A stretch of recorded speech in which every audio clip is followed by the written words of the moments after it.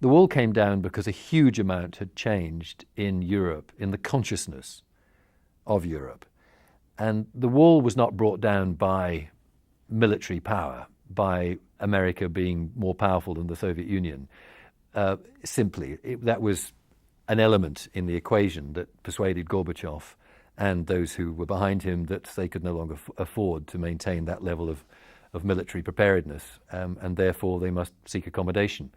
The wall came down because it had served its purpose, in a sense. The wall came down in Hungary in the summer of 1989. Before that, the wall began to come down in Poland, in the Poland of solidarity, when it became clear that you cannot hold a whole nation down by force as the consciousness begins to change and as old systems of state command economy and state control were unable to maintain the prosperity to match the attractiveness of West European and Western society. So it was a bubbling up of pressure, a bubbling up of consciousness, which made it possible for the wall to come down on that day.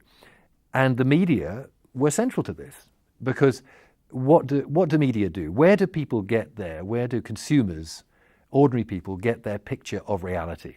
They get it from their personal experiences, from their friends and their family and their workplace, but the picture they get of the broader world in which they live these days comes in very large measure from the media.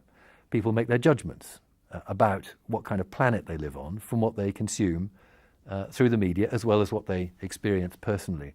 And so a media that represents a full range of reality and intelligently seeks to explore the nature of the human condition, and not just the confrontation of East and West, the cliches of divided Europe, but to get down into the fabric of society. That kind of media is going to change consciousness, which is what happened. Without the media, without reporting, the Berlin Wall probably never would have gone up in the first place, and certainly would never have come down.